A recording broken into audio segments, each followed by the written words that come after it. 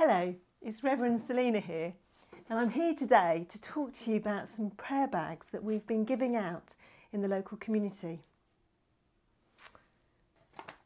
This is one of the bags, and we've given them to children in schools, and we've got some available.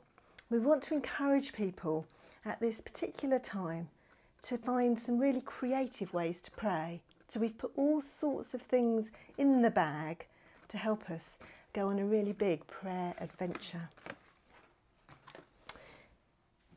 The first thing is the bag itself. So you begin prayers, the invitation is anyway, that we can decorate the bag, and that our decorating of the bag can be our first way of exploring prayer.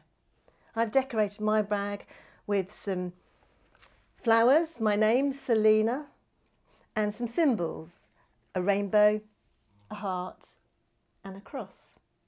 And then on the back I've put the names of some of my favourite people. My two boys, my sons, my dog, Charlie. Charlie, do you want to come and say hello? Come and say hello. Hello. Say hello to the children. Oh, he's a Milik. Okay, so he's on the bag and he needs to go now because I'm supposed to be telling them all about how to pray. Are you going to help? And my godchildren are on there too.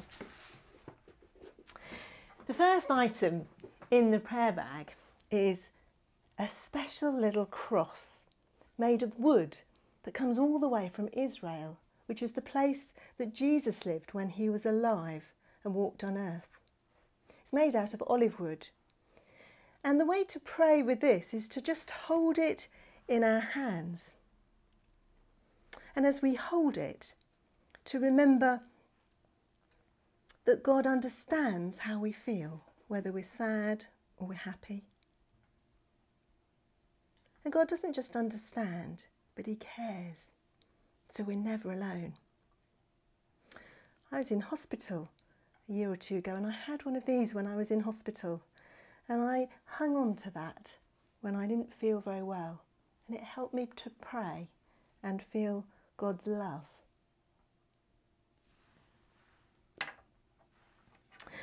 The next thing in our prayer bag is the Lord's Prayer.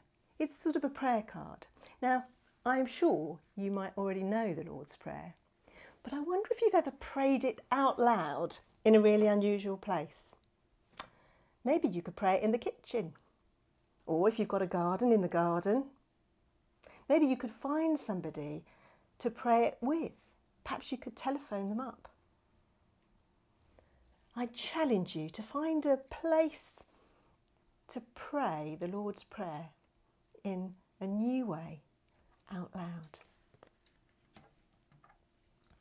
The third object to help us to explore prayer is a little candle. People often light candles to remember loved ones and to ask God's blessing on people who are sad or lonely or sick.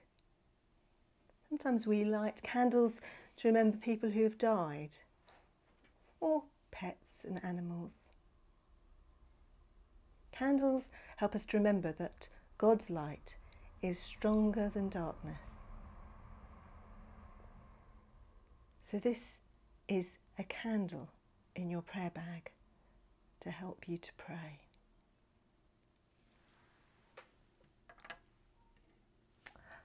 The next item we've put in our prayer bags is some bubbles. I wonder if you've ever done bubble prayers before.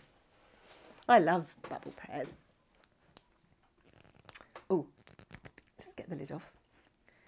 So the challenge of our bubble prayers is that you blow some bubbles, and before they pop you've got to think of as many thank you prayers as you can. So thank you for Charlie, thank you for chocolate, thank you for daffodils, thank you for friends. Oh. Let me think of some more thank you prayers. Thank you for pizza.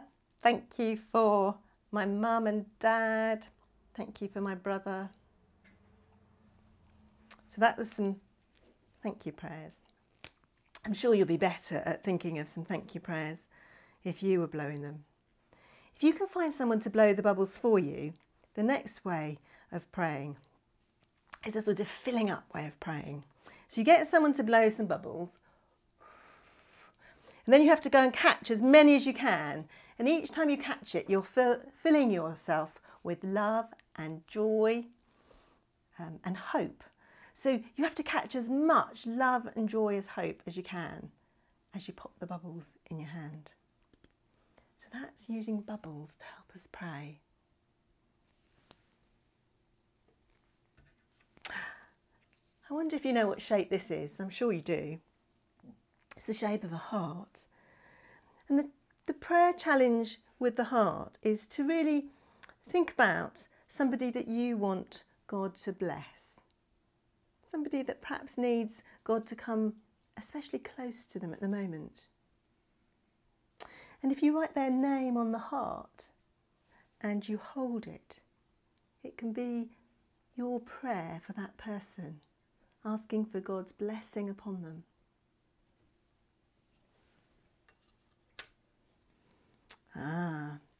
Now, you might not know it, but these are some of my favourite sweets, love hearts.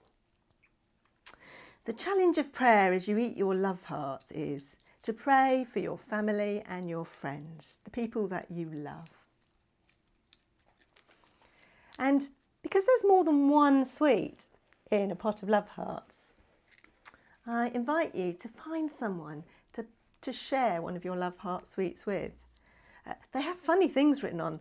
This one has the word kiss written on. So perhaps I'll share that with Julian, my husband. I wonder who you would share a sweet that said kiss on. What else have we got? Now, I know that lots of you have been making rainbows and putting them in windows. Children around the country have been doing that as a sign of hope. Well, I've made a tiny little rainbow and I've put the sign of the cross on it. You might like to add the sign of a cross onto your rainbow. It's a sign of hope.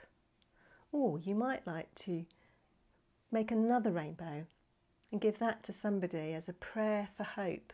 Somebody in your road or neighbourhood, perhaps post it through the door when you're allowed out on a walk. What else have we got? Here we have a butterfly. The butterfly reminds us that death isn't the end, that God promises that there's going to be new life when we die, that the little caterpillar does die in order that the butterfly can have new life. So as you hold the butterfly, you might like to remember that promise of God. And you might like to draw a butterfly and write a prayer in its wings. And our very last thing in our prayer bag is a smiley face. As you end this particular prayer adventure, I invite you to hold the smiley face, and whenever you hold it, to pray to God and ask Him who you can give the biggest smile to, who you can bless with one of your biggest smiles. And when someone comes into your mind, the next time that you see them, you've got to give them the biggest smile that you can as a sign of God's blessing on them.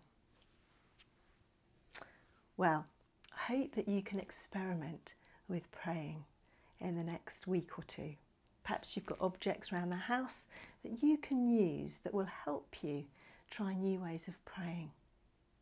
And if you want to try and get hold of one of my prayer bags, see if you can find a grown-up who will help you get in touch with me, and I'll see if we can find a way to get one to you.